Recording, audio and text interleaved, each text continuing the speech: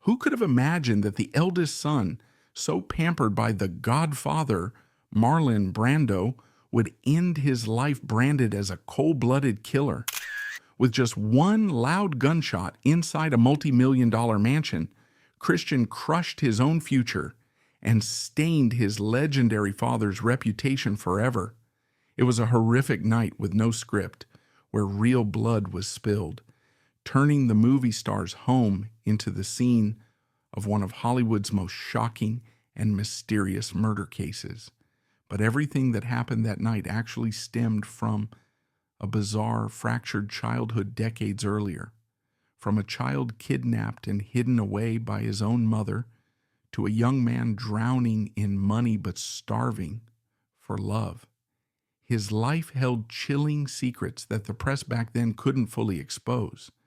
What turned a silver spoon boy into someone who shot his own family member, only to die slowly in isolation and neglect? Let's uncover the truth about this dark life right now.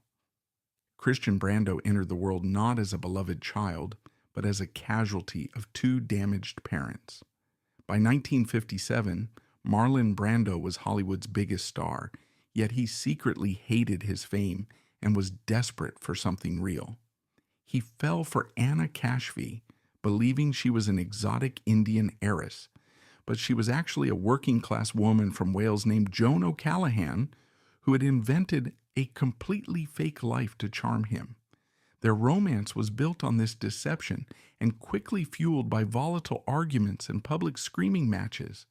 Friends warned them it was a disaster waiting to happen, but they were addicted to the drama. When Anna announced her pregnancy, Marlon rushed into marriage hoping for a fresh start, not realizing he was locking himself and his son into a life of constant conflict. On May 11, 1958, in Los Angeles, the child was born. They named him Christian D.V. Brando. Christian was for Marlon's old friend, the French director Christian Marquand.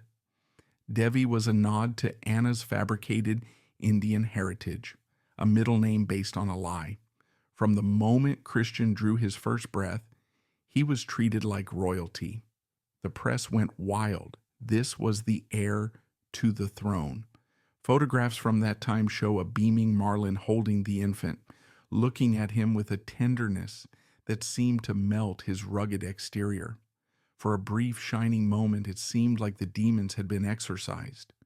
Marlon told reporters, "This is a new chapter. This is the most important thing in my life." But a baby cannot fix a broken marriage.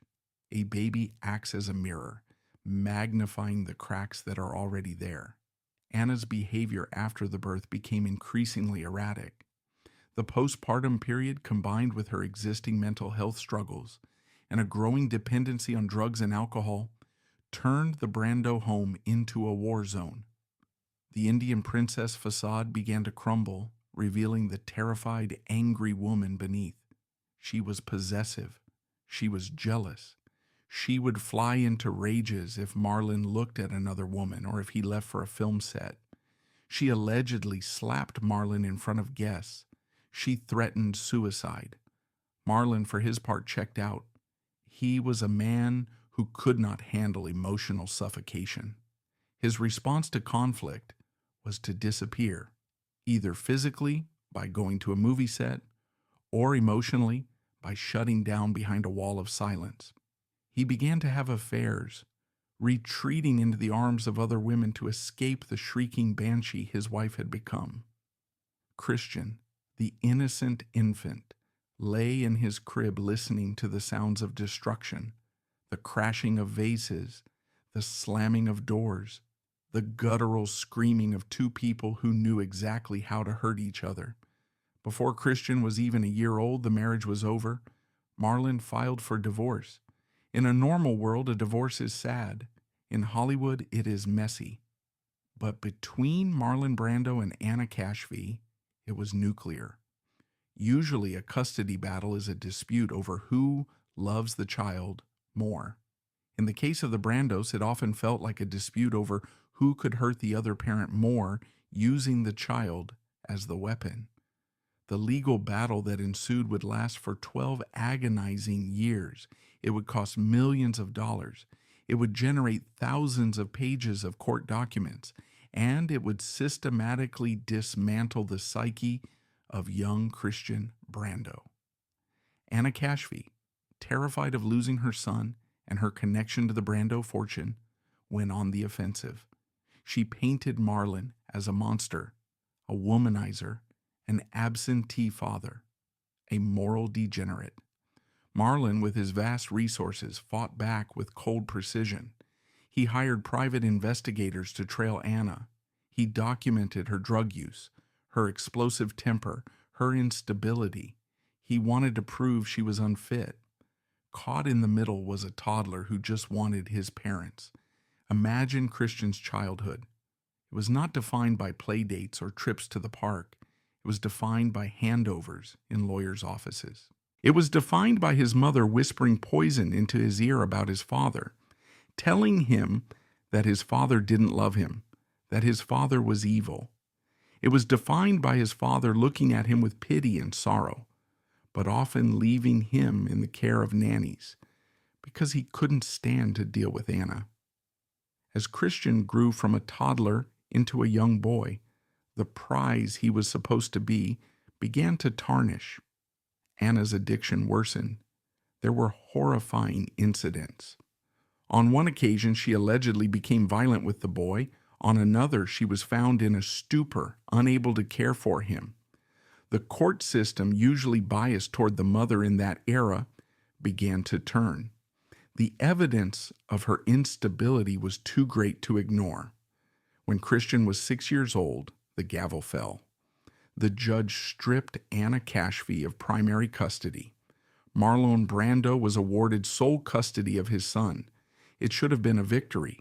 It should have been the moment Christian was saved. But being saved by Marlon Brando was a complicated fate. Marlon took Christian to the estate on Mulholland Drive. It was a sprawling, magical, lonely place. To a 6-year-old boy, his father was a giant. Marlon was physically imposing, loud, charismatic, and terrifying. He could be incredibly loving one moment, teaching Christian to play the bongos, holding him close, and then vanish the next. Marlon was still the biggest star in the world. He was filming constantly. He was traveling to Tahiti, to Europe, to New York.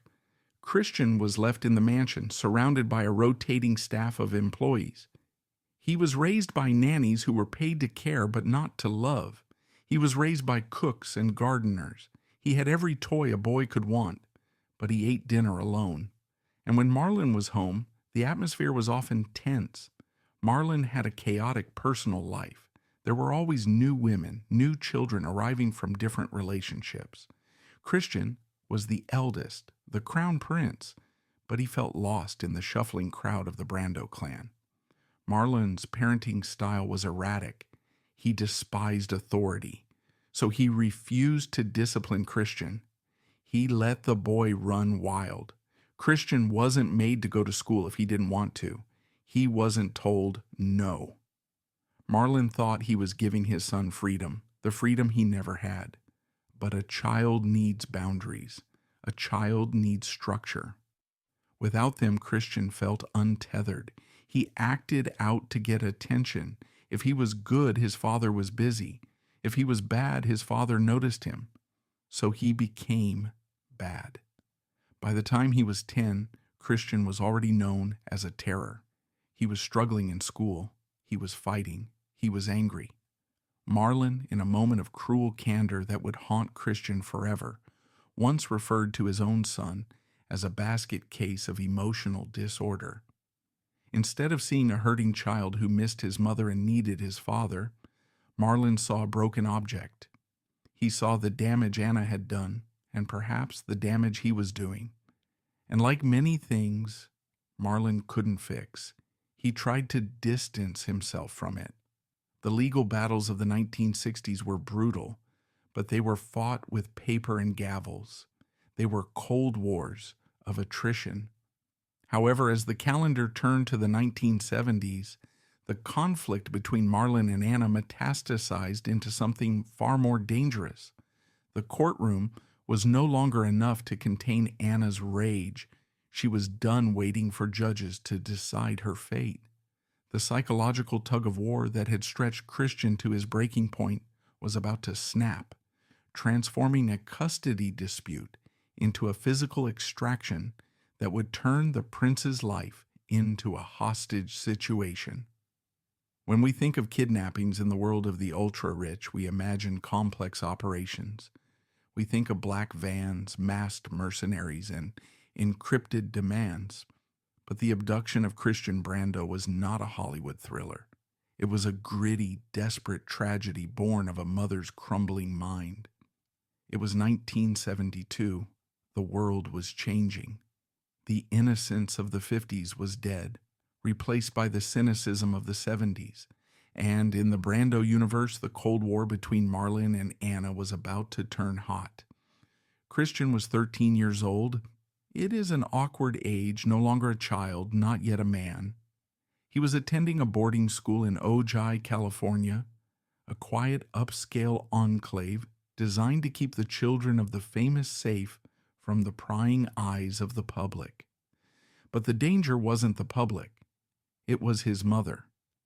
Anna Kashfi, stripped of custody and fueled by resentment, had made a promise to herself. She would get her son back by law or by force. She didn't have a team of lawyers anymore. She had a checkbook and a loose connection to a group of drifters, men who existed on the fringes of the counterculture movement. Later the press would call them hippies, but that word implies a peacefulness that didn't exist here. They were mercenaries of opportunity. For the sum of $10,000, a significant amount of money in 1972, Anna hired these men to retrieve her son. The plan was simple and terrifyingly effective.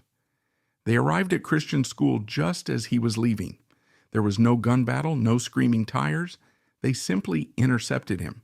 They told the confused boy that his mother wanted to see him, that they were taking him on a trip. Christian, who had been starved of his mother's presence for years, likely felt a mix of fear and hope. He got in the car. They didn't drive him to Anna's house. They drove south, past San Diego, past the border crossing, into Baja California, Mexico. The trip was a lie. The men weren't caretakers, they were jailers. They took the son of the most famous man on earth and hid him in a remote, squalid fishing camp near San Felipe. Christian had grown up in the Mulholland estate, surrounded by servants and swimming pools. Now he was living in a tent and a dirt floor shack. There was no running water. There was no electricity. The heat was oppressive, the dust relentless. For days, Christian lived in this purgatory. He wasn't being tortured physically, but the psychological toll was immense. He was hidden under a blanket in the back of a car when they moved him. He was told to keep his head down. He didn't know if his father was coming. He didn't know if he would ever go home. Back in Los Angeles, Marlon Brando was frantic. The Godfather was powerless. He hired J.J. Arms, a flamboyant and legendary private investigator known for having hooks for hands. Arms launched a manhunt that spanned 2 countries. When Armies and his team finally located the boy in that Mexican shack, the sight broke their hearts. Christian wasn't standing tall. He was curled up, shivering violently. He had contracted severe bronchitis. He was burning with a high fever. He was filthy, malnourished, and terrified. He was a pawn who had been discarded in the dirt. They brought him home. The doctors treated the bronchitis. The fever broke. Physically, Christian healed. But the mind of a 13-year-old boy is like wet cement. The impressions made there harden and last forever. The kidnapping destroyed Christian's ability to feel safe. Before 1972, he was a troubled kid. After 1972, he was a paranoid survivor.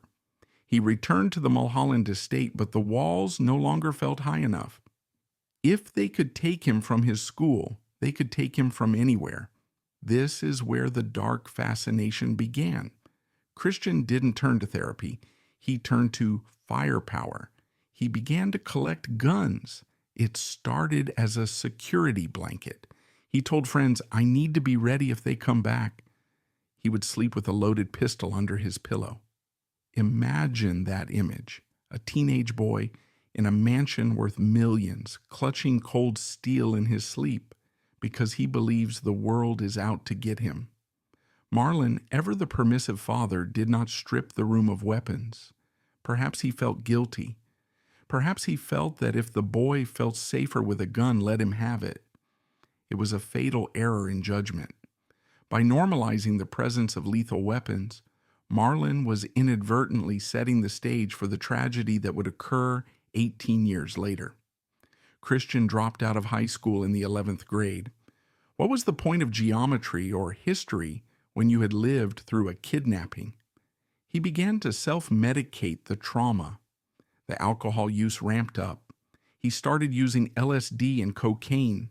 He became a fixture in the Hollywood party scene, a Hollywood brat with a famous name, a fast car, and a deep, dark void in his soul. In his late teens and early 20s, Christian tried to do what was expected of him. He tried to join the family business. He moved to New York to study acting. It seemed logical. He had the looks. He was undeniably handsome, with his father's brooding brow and his mother's dark intensity. He had the name. Doors opened for him simply because he was Brando. But walking through those doors was a nightmare. Every time Christian stepped onto a stage or in front of a camera, he wasn't judged as Christian. He was judged as Marlon Brando's son. The comparison was impossible. Marlon was a generational genius. Christian was just a kid trying to figure it out. He took small roles. He appeared in The Secret Life of an American Wife and later in a few Italian films, but the reviews were either silent or scathing. He froze under the pressure. He hated the artificiality of it. He told a friend, "I feel like an imposter. I'm not him. I'll never be him." The weight of his father's shadow was suffocating. Marlon cast a shadow so large it blotted out the sun, and nothing could grow in the darkness. So Christian did something brave. He walked away. In the 1980s, Christian Brando made a choice that gives us a glimpse of the man he could have been. He rejected Hollywood. He rejected the money. He rejected the fame. He moved north to the damp green forests of Washington State. He settled near the small town of Kalama. Here, nobody cared about the Godfather. Here, he wasn't a prince. He was a laborer. And for the first time in his life, Christian Brando found peace. He became an artistic welder. He loved the fire, the metal, the tangible reality of building something with his hands. When you weld, you have to focus. You have to be present. You can't think about your mother's kidnapping or your father's Oscars. You just watch the bead of molten metal. He also worked as a tree trimmer. He would climb high into the canopy of the massive Douglas firs, chainsaws dangling from his belt. He later said these were the happiest years of his life. Up in the trees, he said, it's just me and the wood. The world is quiet. In Washington, he made real friends. He drank beer in dive bars with loggers and fishermen. He was generous to a fault, often buying rounds for the house, lending money he didn't really have. He was known as a good guy, a gentle giant who loved children and animals. This period of his life is the most heartbreaking because it proves that he could have been normal. He had the capacity for a simple, honest life. He had found a way to escape the curse. But gravity is a cruel mistress, and the Brando family gravity was stronger than most. By the late 1980s, the peace began to fracture. Perhaps it was boredom. Perhaps it was the need for money. Blue-collar work is hard, and Christian had expensive tastes ingrained in him. Or perhaps it was loneliness. Slowly, inevitably, he drifted back to Los Angeles. He moved back into the compound on Mulholland Drive. he returned to the golden cage. When Christian returned to the compound, he found a new ally in the war of the Brando house. Her name was Cheyenne. Cheyenne Brando was his half-sister, the daughter of Marlon and his third wife, Tarita Teriapaya. Raised in Tahiti, she was strikingly beautiful, with long dark hair and a fragile, ethereal quality. But like Christian, she was damaged. Cheyenne had been a model in Paris, but her mental health was rapidly deteriorating. She suffered from severe depression and erratic mood swings. She had been in a serious car accident in 1989 that had left her scarred and addicted to painkillers. When she arrived in Los Angeles in 1990, she and Christian bonded instantly. They were the damaged goods of the dynasty. They understood what it was like to be loved and neglected by the same man. Christian, being the older brother, felt a fierce protective instinct toward her. But Cheyenne brought chaos with her. She was pregnant. The father was Dag Drole, the scion of a prominent Tahitian family. Dag was 26, handsome, and by all accounts a decent man. But the relationship between Dag and Cheyenne was volatile. They were staying at the Mulholland compound. The house was a powder keg. You had Marlon, the aging reclusive king. You had Christian, the gun-loving alcoholic son, trying to find his footing. You had Cheyenne, the mentally unstable pregnant daughter. And you had Dag Drole, the outsider caught in the middle, May 16th, 1990. The day started innocuously enough. But as the sun began to set over the Hollywood Hills, the gears of tragedy began to turn.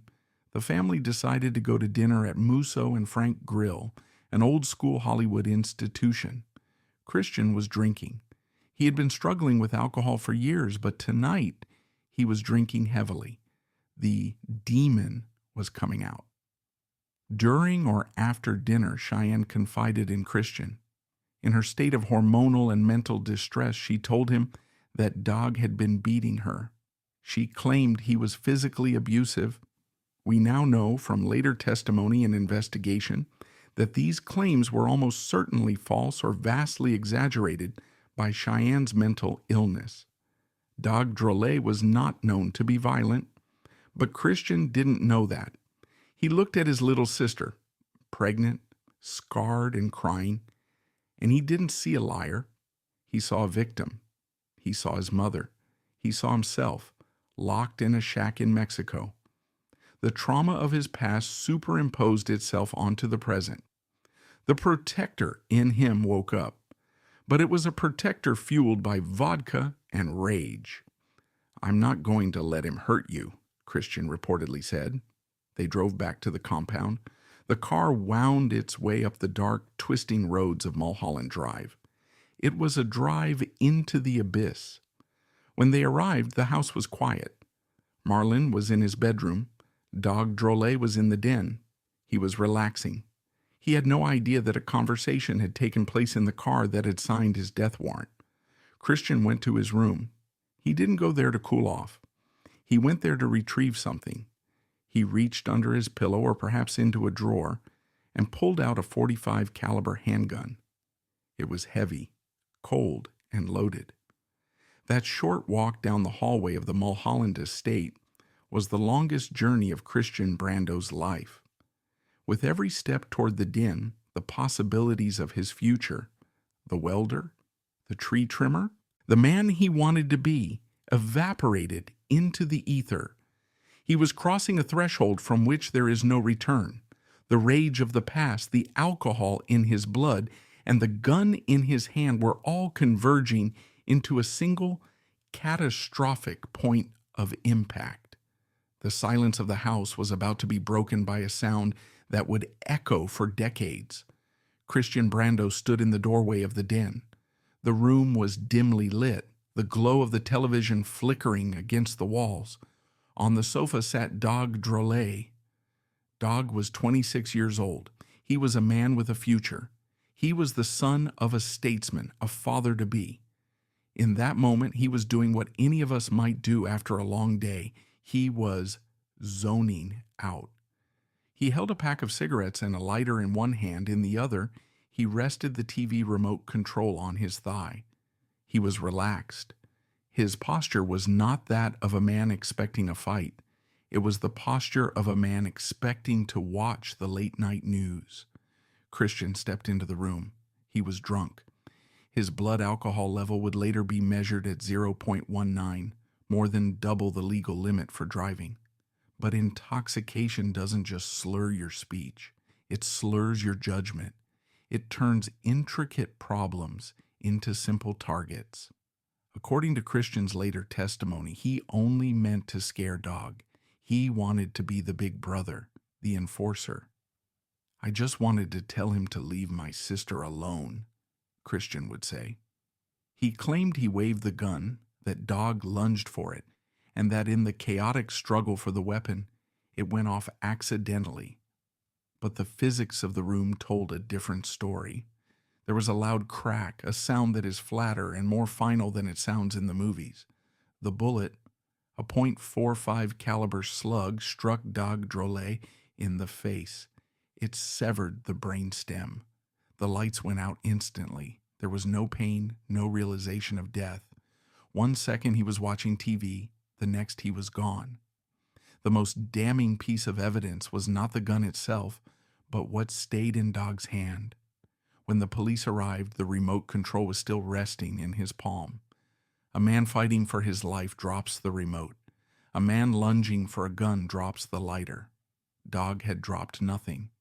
This suggested he was shot before he even had time to register the threat. He didn't die in a brawl.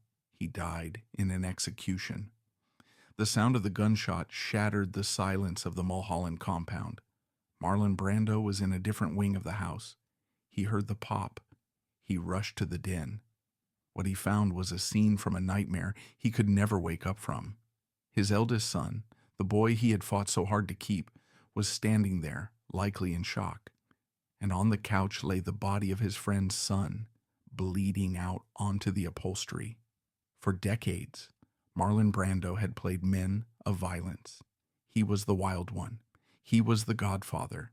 He knew how to pretend to react to death, but reality has no script. Marlon did not call his lawyer first. He did not call his publicist. He called 911. The recording of that call is one of the most chilling artifacts in Hollywood history. The voice is unmistakable, the breathy, mumbled timbre that the world knew so well. But it was stripped of all vanity. "There has been a shooting at my house," Marlon said. His voice was surprisingly calm, but it was the calm of a man in deep shock. When the operator asked who was involved, Marlon had to say the words that surely tasted like ash in his mouth. "My son." When the Los Angeles Police Department arrived, the scene was surreal. The winding road up to Mulholland Drive was soon choked with flashing red and blue lights. The gates of the fortress were thrown open. Officers found Marlon Brando, the most famous actor of the century, wandering the house in a bathrobe. He wasn't acting, he was weeping. He hugged Christian. He held his son before the handcuffs went on. It was a tableau of Greek tragedy. The old king watching the young prince being led away in chains, leaving a corpse in the parlor. Christian was taken to the West Los Angeles police station. He was booked on suspicion of murder. As the alcohol wore off, the grim reality began to set in. The hangover was existential.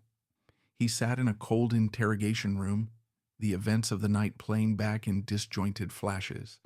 The rage, the gun, the noise, the blood. But the true blow was yet to come. Detectives began to interview the family. They spoke to Cheyenne. And very quickly, the narrative that had driven Christian to kill began to unravel. Investigators found no evidence that Dag Drolet had beaten Cheyenne. There were no bruises consistent with the abuse she described. Friends of the couple testified that Dag was gentle, that Cheyenne was the volatile one. It became agonizingly clear that Cheyenne's story of abuse was a fabrication, a delusion born of her schizophrenia and her need for drama. When Christian was told this, that he had killed a man to stop a beating that never happened, he was devastated. "I feel like a chump," he reportedly told investigators. "I can't believe I fell for it." Think about the weight of that. If he had killed a monster, he could perhaps live with himself. He could rationalize it as defense of his family. But he hadn't killed a monster. He had killed an innocent man because he was manipulated by a lie. The guilt was absolute. By sunrise on May 17, 1990, the Brando estate was under siege. Helicopters buzzed overhead, their rotors thumping against the canyon walls. News vans lined the streets for miles. Paparazzi hung from trees and fences, desperate for a glimpse of the tragedy. Marlon Brando, who had spent 30 years building walls to keep the world out, now found the world camped on his lawn. He was humiliated. The private failure of his family was now public property. He hired Robert Shapiro, the famous defense attorney who would later defend O.J. Simpson. Shapiro knew that they couldn't win on the facts. The body, the gun, the confession, it was all there. The strategy had to be about intent. They had to prove it wasn't murder. They had to prove it was manslaughter. To do that, they needed to control the narrative. And the biggest wild card in the deck was Cheyenne. Cheyenne Brando was the catalyst. She was the reason Christian pulled the trigger. Her testimony was crucial. If the prosecution could put her on the stand, they could ask her, "Did you tell Christian to kill him?" But Cheyenne was unraveling. Her mental state collapsed completely after the shooting. She attempted suicide. She was heavily medicated. Marlon made a strategic decision. He sent her away. Cheyenne was flown to Tahiti, to her mother's home. The French authorities in Tahiti refused to extradite her to the United States to testify, citing her mental health. The prosecution was furious. Without Cheyenne, they lost their star witness. They couldn't prove premeditation. Marlon had successfully shielded his daughter to save his son. But the cost was high.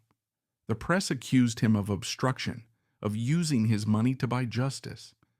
Without Cheyenne, the prosecution's case for first-degree murder weakened. A deal was struck. Christian would plead guilty to voluntary manslaughter. The sentence would be up to the judge, with a maximum of 16 years. The sentencing hearing in 1991 was the finale of the show, and Marlon Brando took the stand. He didn't have to, but he wanted to beg for his son's life. The courtroom was packed. The air was thick. Marlon walked to the witness stand, looking heavier, older, and infinitely sadder than he had ever looked on screen. He spoke for an hour. It was rambling, emotional, and raw. "I think that perhaps I failed as a father," he said, his voice cracking. Tears streamed down his face. "I tried to do well. I certainly didn't want to see my son in a court of law." He lashed out at the media, at Anna Kashfi, and ultimately at himself. Marlon weaponized their family's tragic history to save his son. He reframed the narrative, insisting that the gun wasn't a murder weapon, but a security blanket forged by the trauma of the kidnapping. He painted Christian not as a criminal, but as a casualty of the Brando legacy. It was a masterclass in generating sympathy. Even the judge seemed moved. But then, the other father spoke. Jacques Drolet, Dog's father, stood up. He was not a movie star. He was a grieving parent. He looked at Marlon and said with chilling dignity, "You are acting, Mr. Brando, but my son is dead." It was a moment that pierced the Hollywood bubble. No amount of crying could undo the fact that Dog was gone. The judge delivered the sentence, 10 years in state prison. As the judge's gavel fell, the media circus began to pack up their tents. The cameras turned away, seeking the next scandal, leaving Christian to face a stark new reality stripped of glamour and privilege. The Crown Prince was trading the velvet ropes of Hollywood for the cold steel of the penitentiary. The performance in the courtroom was over. The tears had been shed, and now the son of the Godfather had to step out of the spotlight and into the darkness of a 6x8 cell, where his famous name was nothing more than a target on his back. When the heavy steel doors of the California men's colony slammed shut behind Christian Brando in 1991, the Crown Prince ceased to exist. In the California Department of Corrections, he was just inmate number E86566. Prison is a great equalizer, but for the son of Marlon Brando, it was a specific kind of hell. In the yard, a famous name is not an asset, it is a target. He was a trophy for every tough guy looking to make a reputation. I took down the Godfather's son, they wanted to say. Christian had to navigate a world of racial politics, violence, and absolute boredom, armed only with the street smarts he had picked up as a welder and the rage that had been simmering in him since childhood. But the physical walls of the prison were nothing compared to the psychological walls closing in on him. While he sat in his cell staring at the concrete, the tragedy outside continued to metastasize. For 4 years, Christian kept his head down. He worked, he read, he tried to pay his debt. He held on to one fragile justification for his crime. I did it for Cheyenne. I did it to save my sister. That belief was the only thing that gave his suffering meaning. He was the martyr. He was the protector. But on April 16, 1995, that meaning was ripped away. News reached the prison chaplain and then Christian. Cheyenne Brando was dead.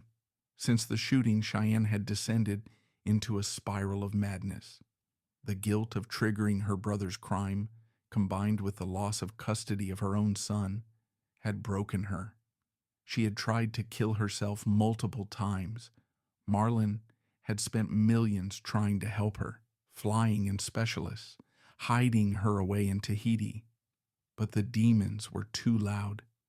At the age of 25, in her mother's home in Punauia, Tahiti, Cheyenne hanged herself. When Christian heard the news in his cell, he reportedly collapsed. The irony was so cruel it was almost literary. He had killed Dog Drolet to protect Cheyenne. Now Dog was dead, and Cheyenne was Ed. The sacrifice was meaningless. He had destroyed 2 families, including his own, for nothing. The realization hollowed him out. He wasn't a protector anymore.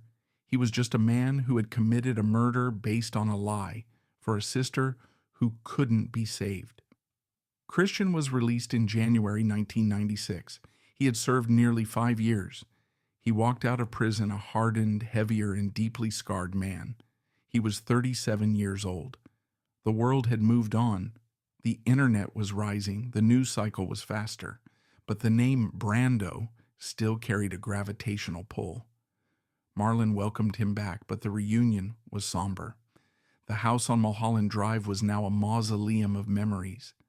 The den where Dog died was still there. The ghosts were everywhere. Desperate to reclaim the only peace he ever knew, Christian retreated back to the forests of Washington to resume his life as a laborer. But the sanctuary was gone. The anonymity that once shielded him had been shattered by the trial. He wasn't just Chris anymore. To the world, he was now simply the killer son. He was hounded by the press. He was sued in civil court by Dog Drolet's family and eventually settled for a payout that drained his future inheritance. He was drifting, medicating his depression with drugs and alcohol, looking for a connection in a world that only saw him as a tabloid headline. And then he met the woman who would drag him into the second great scandal of his life. Her name was Bonnie Lee Backley. If Anna Cashfee was a tragedy, Bonnie Lee Backley was a noir thriller villain.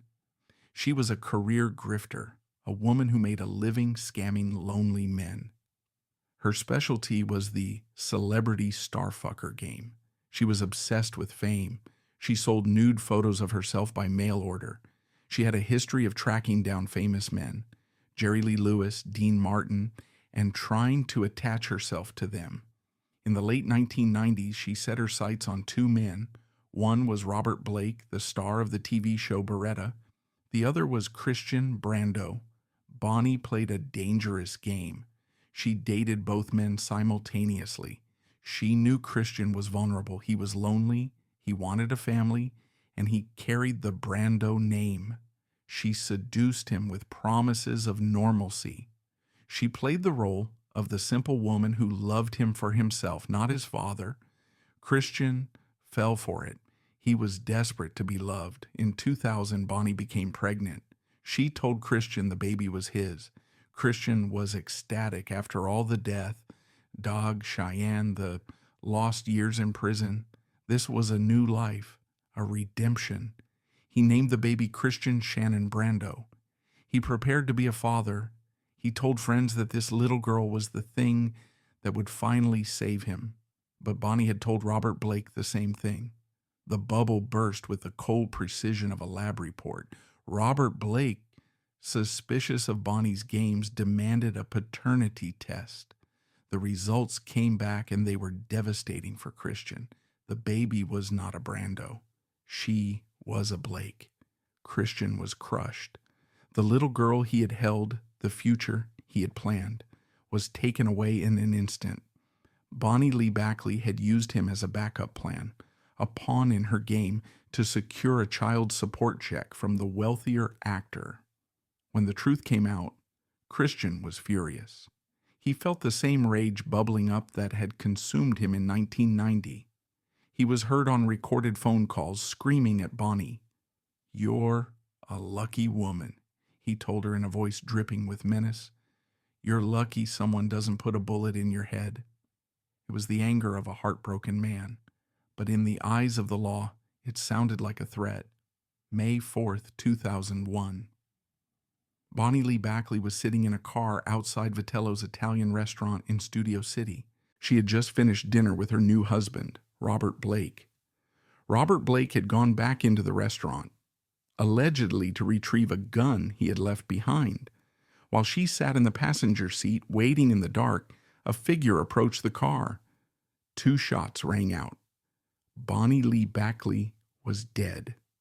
Once again, Christian Brando's name was splashed across every newspaper in America. He wasn't the shooter. He was miles away in Washington State at the time, but he was the ex-boyfriend. He was the convicted killer who had threatened her life on tape. Robert Blake's defense team saw an opening. They knew the best way to defend Blake was to point the finger at someone else. Who better than the son of the Godfather? The man with a prior conviction for manslaughter? The media circus that followed made the 1990 trial look like a dress rehearsal. Christian was dragged into the investigation. He was deposed. The lawyers painted him as a scorned lover, a violent man capable of hiring a hitman. Christian had to take the stand in a civil trial, but this time he was older, wiser, and more cynical. He refused to answer questions. He pleaded the Fifth Amendment over and over again to avoid incriminating himself in a crime he didn't commit. The judge held him in contempt of court. He was fined. He was humiliated. Eventually, a civil jury found Robert Blake liable for the wrongful death of Bonnie Lee Backley. Christian was cleared of involvement, but the damage was done. The public didn't see an innocent man. They saw a man who was perpetually surrounded by dead bodies. First Dag, then Cheyenne, now Bonnie. He was the angel of death. The Bonnie Lee Backley scandal broke whatever resolve Christian had left. He retreated further into the shadows. The hope of a normal life was gone. He realized he would never be just a welder. He would always be a suspect, a curiosity, a freak show. In 2004, the final pillar of his life collapsed. Marlon Brando died. The king was dead. The fortress on Mulholland Drive, which had been both a sanctuary and a prison, was sold off and demolished. The physical anchor of Christian's life was erased from the map. With his father gone, Christian was adrift. He inherited a small portion of the estate, but money couldn't fix the rot in his soul. He began to spiral into a bizarre pattern of behavior, trying to replicate the chaos he had grown up with. In 2005, Christian was charged with spousal abuse against his then wife. He pleaded no contest. The man who had killed to stop a woman from being beaten was now being convicted of beating a woman himself. He had become the very thing he hated. He had become the abuser. His spirit had been broken by the scandals, but his body was the next to surrender. The accumulated toxicity of a lifetime, the stress of the trials, the years of self-medication, and the crushing weight of guilt finally began to shut down his physical systems. As 2007 faded into 2008, Christian was no longer fighting for his reputation, he was fighting for his breath. The man who had survived kidnappers, prison gangs, and the relentless glare of the media was now drifting toward a final lonely precipice, destined to end his journey not as a king, but as a casualty of his own legacy. January 11th, 2008. An ambulance races through the streets of Los Angeles. Inside lies a man gasping for air. When Christian Brando arrived at the Hollywood Presbyterian Medical Center, the staff didn't see a celebrity. They saw a ruin. He was admitted with pneumonia, but his body was in full-scale revolt. His liver was failing. His immune system was shattered. He was placed in a medically induced coma. He was hooked up to a ventilator, a machine breathing for him, because he no longer had the strength to do it himself. But the most shocking detail wasn't his medical condition. It was his financial one. On the hospital intake forms, in the box for financial status, the word checked was indigent, destitute, poor. How is this possible? How does the eldest son of Marlon Brando, a man who left behind an estate valued at over $20 million just 4 years prior, die as a charity case? The answer is the final cruelty of his life. Christian had been cut out of the bulk of Marlon's will. Marlon, perhaps disappointed in how Christian's life had turned out, or perhaps manipulated by executors, had left his son with very little. What little money Christian did have had been drained by settlements to the Drolle family, by lawyers defending him in the Blake trial, and by his own addictions. He was a prince without a kingdom. He was lying in a bed paid for by the state, while the millions his father earned playing the Godfather sat in trust funds he couldn't touch. Even as Christian lay dying, the two forces that had torn his childhood apart, his mother's side and his father's side, converged for one last battle. The hospital hallway became a war zone. On one side was Anna Kashfi. She was now an elderly woman, frail but still filled with the same fire and bitterness that had fueled the custody battle of the 1960s. She rushed to the hospital to see her son. On the other side were the executors of the Brando estate and Marlon's other children. According to reports from friends who were there, the scene was grotesque. There were arguments over who had the right to be in the room. There were disputes over who held the medical power of attorney. Security guards had to intervene. Imagine lying in a coma, dying, while the people who are supposed to love you are screaming at each other just a few feet away. Christian was 49 years old, but in that moment he was the scared 6-year-old boy again, the rope in the tug of war.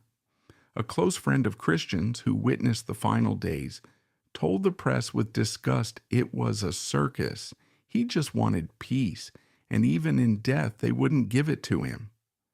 On Saturday, January 26, 2008, the fighting stopped. The doctors determined there was no brain activity. The decision was made.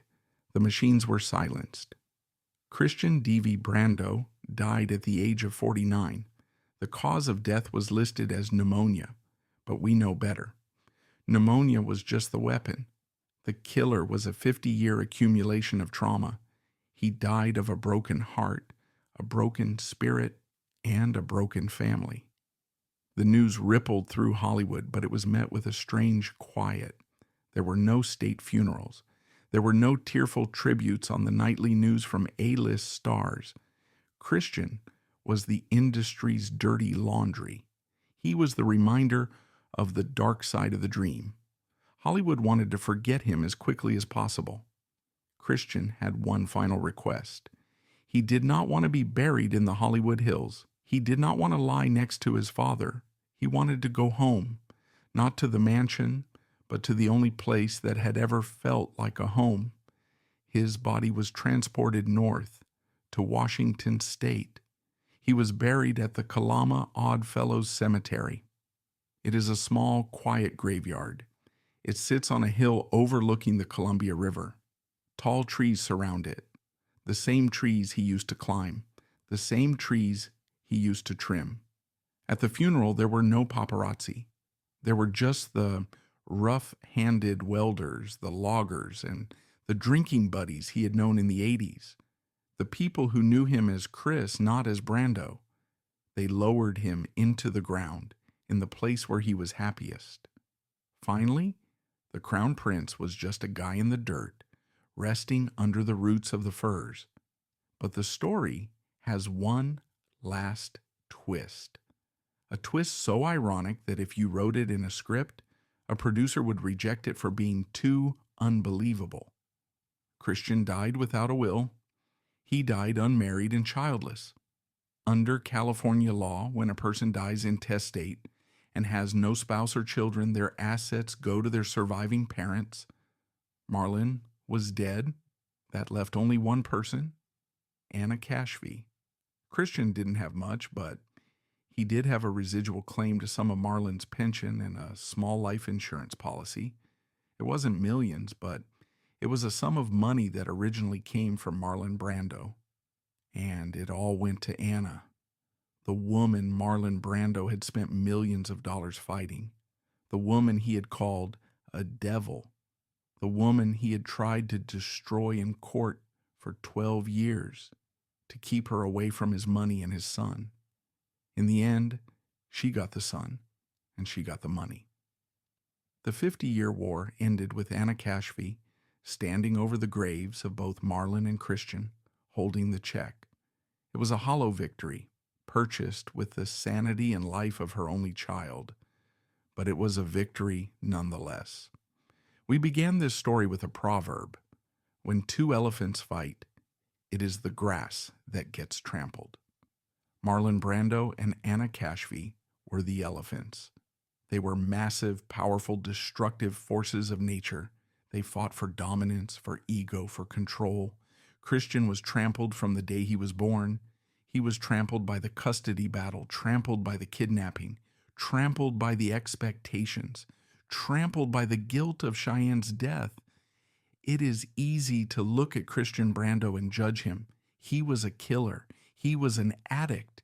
He was a man who made terrible mistakes, but when you look at the full arc of his life, judgment gives way to sorrow. He was a man who spent 49 years trying to find a quiet corner in a loud room. He tried to find it in a bottle. He tried to find it in a welding mask. He tried to find it in a gun. He never found it in life. We can only hope as he lies beneath the wet earth of Washington State, listening to the wind in the Douglas firs, that he has finally found it now. The tragedy of Christian Brando is not that he failed to be great like his father. The tragedy is that he was never allowed to be ordinary.